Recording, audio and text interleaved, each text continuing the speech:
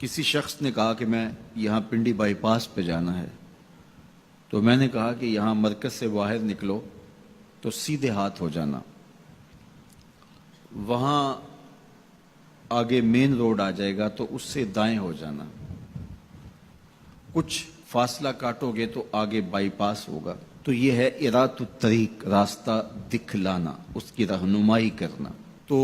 ہدایت کا ایک معنی یہ ہے رہنمائی، لیکن وضو کر کے قبلہ رو کھڑا ہو کے ہاتھ باندھ کے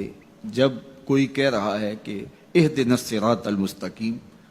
تو اس کا مفہوم ارات الطریق نہیں ہوگا،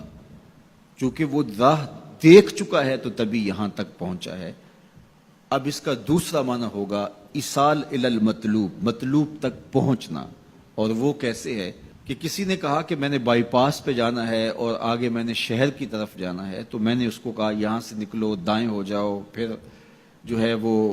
پھر دائیں ہو جانا، پھر بائیں جانب کی ڈائریکشن لینا، پھر آگے چلے جانا تو شہر آ جائے گا۔ تو اس کو تھوڑا سا فرق لگ گیا تو وہ شہر جانے کی بجائے وہ گجرانوالہ کینٹ پہنچ جائے گا۔ ارات الطریق میں بھٹکنے کے امکان موجود ہیں،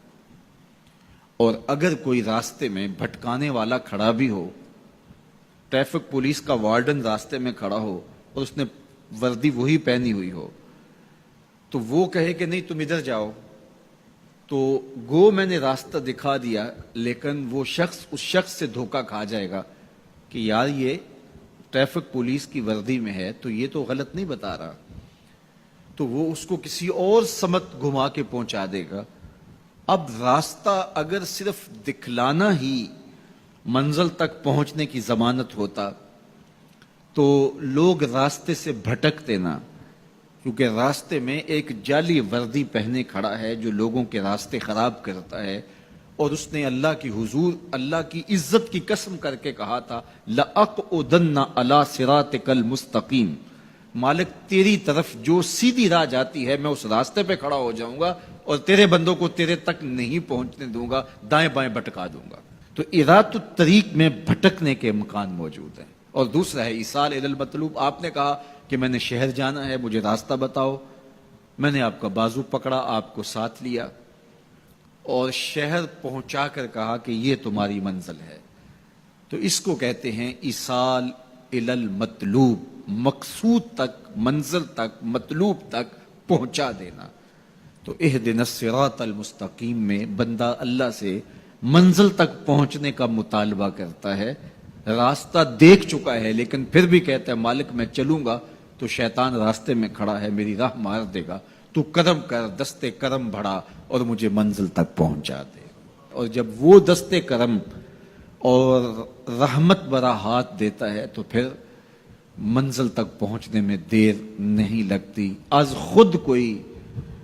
جتنا مرضی سفر کرے منزل نصیب نہیں ہو سکتی جب تک اس کی کرم نوازی نہ ہو۔ بہلول دانا دریائے دجلہ کے کنارے پہ گھوم رہا تھا کہ ہارون الرشید نے کہا کہ اس کو میرے تک پہنچایا جائے، تو اوپر والوں نے کمند نیچے پھینکی اور نیچے والے خدام نے اس کو پکڑ کے اس کمند میں بٹھایا اور اوپر والوں نے اوپر کھینچ لیا، تو 2 لمحوں کے بعد محل کی چھت پر بادشاہ کے سامنے تھا۔ تو بہلول کو ہارون الرشید نے پوچھا بہلول بتاؤ خدا تک کیسے پہنچے ہو؟ تو بہلول نے مسکرا کے کہا بادشاہ جیسے آپ تک پہنچا ہوں۔ کہا بات سمجھ نہیں آئی۔ کہا میں خود آنا چاہتا تو کئی واسطوں سے گزر کے دیوان خانے میں پہنچتا، پھر درخواست جمع کرواتا، اور پھر آپ تک کئی واسطوں سے وہ درخواست پہنچتی، پھر آپ وقت دیتے، جو وقت آپ نے دیا ہوتا، ہو سکتا ہے آپ کے کوئی شاہی مہمان آ جائیں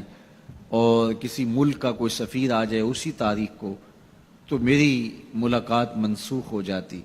میں چاہتا تو مہینے سال لگ جاتے، ملاقات ہوتی نہ ہوتی، اور جب آپ نے چاہا ہے تو 2 گھڑیاں بھی نہیں لگی۔ تو کہا کہ ارات الطریق نہیں، راستہ تو دیکھا ہوا ہے، سجھائی دے رہا ہے، لیکن کہیں شیطان راستے میں ہماری راہ نہ مار دے، ہم خود تھک کے نہ بیٹھ جائیں اور راستے کی پیچیدگیاں ہمیں کہیں کسی اور سمت نہ لے جائیں، تو مالک کرم فرما، دستے کرم بڑھا اور ہمیں منزل تک پہنچا دے۔ تو جب یوں سوال کیا تو جواب کیا آیا؟ صراط الذین انعمت علیہم۔ تو یہ سائل کے سوال کے اندر ہی جواب ہے، فوراً اس کے لبوں پہ یہ سوال جاری کر دیا گیا جس میں جواب ہے، مالک ان لوگوں کے راستے پہ چلا جن پر تیرا انعام ہوا۔ اور اللہ کا انعام کن پر ہوا؟ انبیاء پر، صدیقین پر، شہداء پر اور صالحین پر۔ اس طبقے پر اللہ تعالیٰ کا انعام اور اس کی کرم نوازیاں نازل ہوئی ہیں۔ تو کہا اگر تم میرے تک پہنچنا چاہتے ہو